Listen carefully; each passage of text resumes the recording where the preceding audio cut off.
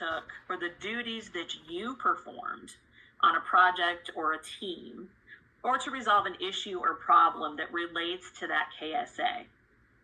And then finally, describe the outcome of the example. What did it do? What was the outcome? Did it improve a process? No. Did it solve an issue? Did it save money? How did you actually contribute? Wow. What was the outcome? Those are important things. We want to make sure that they understand the same format. You have used that knowledge. You have used that skill. The STAR format is not required, okay? I know a lot of people will say they have to use that, but it is not required. As far as demonstrating your KSAs, only within the application. They revised the EL 312, which is the handbook on hiring, and it specifically states in there under requirements, and I'm going to read this. Applicants must demonstrate the KSAs only within the application and any required documentation. They may not use a separately attached document. The only allowable attachments to applications submitted through the applicant tracking system are resumes and specific documents identified in the vacancy announcement. For example, certifications, writing samples, and transcripts. So that's why it's very important that you keep in mind writing your KSA effectively and concisely with those 6,000 character limit in mind.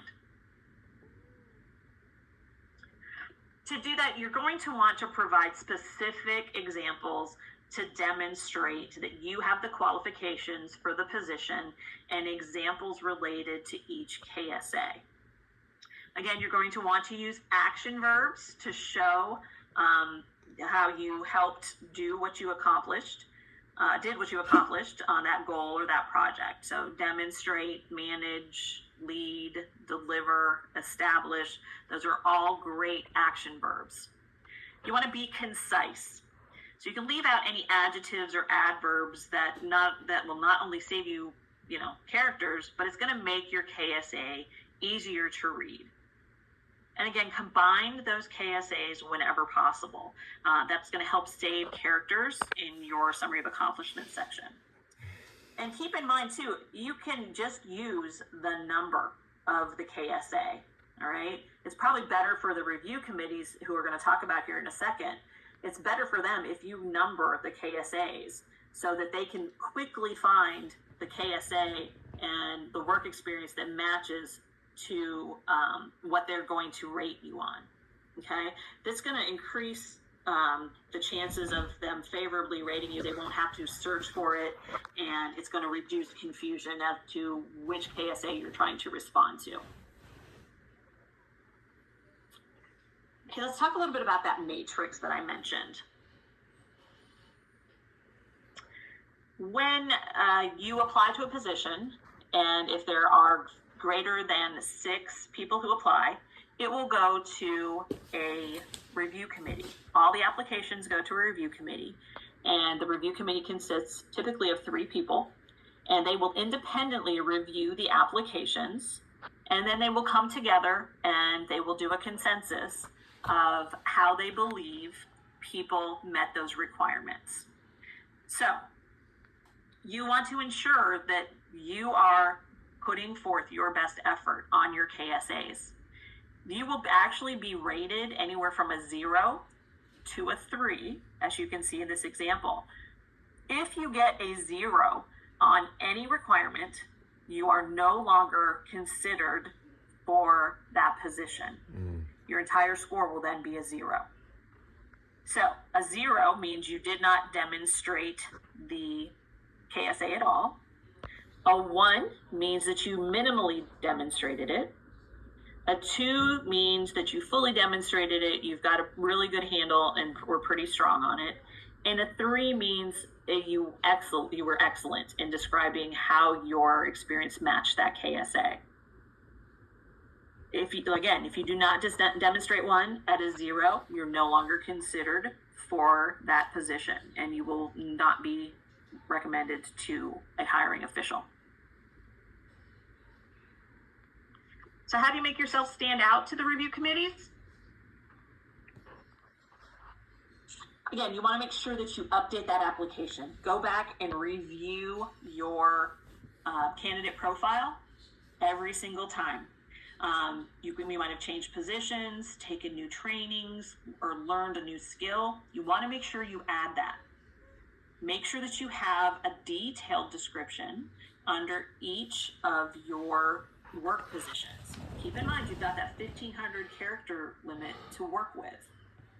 Tailor your experience to bring out elements of your current and past positions that fit with the position that you're applying to. For me, for example, if I was going to apply for a recruiter position, I would want to highlight the portions of my previous positions that were related to a recruiting job and the KSAs on that announcement. If I were to apply to a benefits position, on the other hand, I would want to make sure I highlight those responsibilities and duties that I had in my past that relate to that benefit position. You can go ahead and make those changes within your application, and it will stay with the position that you apply to. So if I update my recruiter application for my benefits position and I apply to that benefits position, it stays there. My recruiter application is still with my recruiter, or my recruiter responses are still with my recruiter application. So when the review committees look at it, they're going to see those two separate applications that have the correct KSAs attached to them. Address the KSAs, again, in the summary of accomplishments only, or in your work experience. Do not add those attachments unless the vacancy announcement states to do so. And then make sure that the review committee can really see how your experience matches those KSAs. So you're going to do that by providing those concise and clear examples of your accomplishments. Proofread your application. It's always a great idea to have someone with a fresh set of eyes look at your KSAs to see if there's anything you missed, or they can provide you feedback. Keep in mind that, if it's someone who doesn't understand about the job, that they're going to catch probably misspellings as well that you didn't catch. Even if you run it through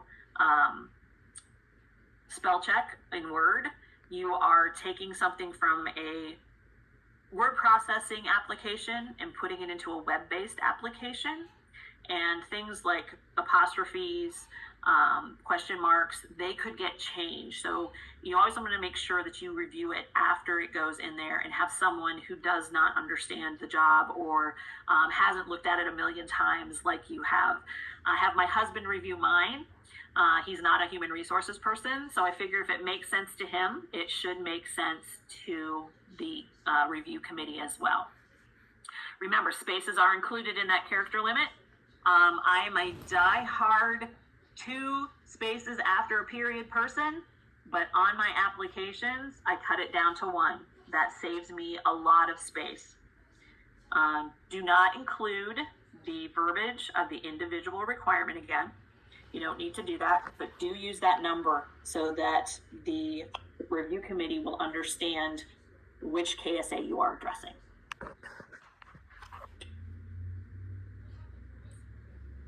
So normally, like I said, it does go to a review committee. It could go directly to a selecting official. The selecting official is going to do the same thing. They're going to look through your application to see how well you have demonstrated those KSAs. This is your representative of you and your only avenue to communicate with the committee or with the selecting official. So that's why it's important for you to put your best foot forward in that application. Only the top applicants are going to be sent to the selecting official and will receive interviews. So if your narrative is simply a list of positions held, then the review committee is going to have to decide by looking at your application if you fulfill those requirements. So if it does not speak to the requirements directly, but is more like a resume, the review committee is probably going to give it a little bit less consideration than an application that does contain the information that they need to make a decision. let's talk through some KSA examples. All right. This is an example of what I would consider probably a poorly written KSA. Ability to adhere to applicable safety and health policies and practices and recognize potential safety issues sufficient to identify and reinforce actions to mitigate risks. Okay, that's the KSA we're looking to address here. This person states they've never had an accident in 25 years on the job. They've given safety talks, and they look for hazards and report them really fast. So does that really meet what that requirement is talking about? I would say none of them do, because they didn't address the 4 whats. They didn't demonstrate anything that was specific and they didn't utilize action verbs.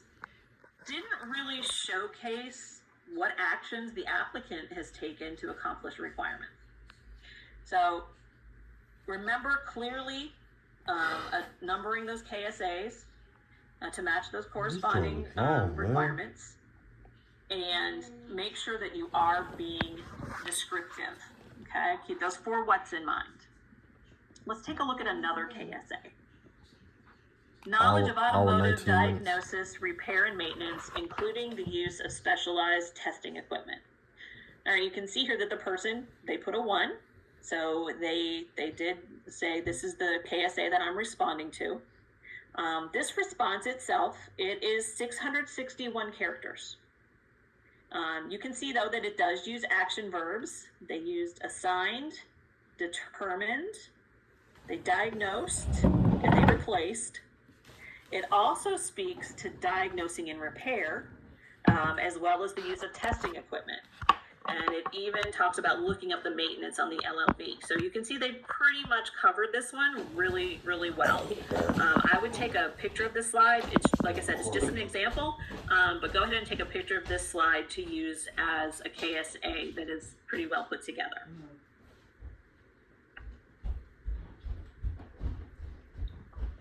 Okay.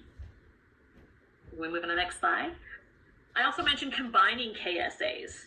So you can see here combining 2 and 5, so knowledge of policies and procedures related to automotive maintenance and repair, including preventive maintenance, and ability to prepare and maintain reports and records related to vehicle maintenance, shop operations, and performance.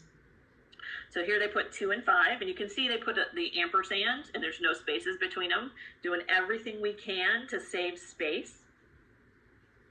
This example, combining 2 KSAs, is 710 characters. And again, this one uses action verbs. Diagnosed, recommended, assisted, completed, finished, and it addresses elements of both KSAs. You could even have elements related to those KSAs in your work experience area that could provide even additional information to support these 2 KSAs.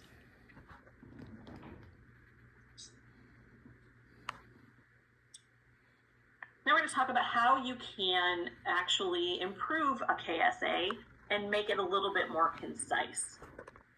So if you look at this one, you can see they've got basically 3 paragraphs here on how they responded to this KSA. And this KSA is 1,068 characters, but they talk a little bit about their colleagues in here, if you look. And, they make it a little bit wordy, and we can make this much more concise to save some characters to respond to other requirements. So here's our revised example.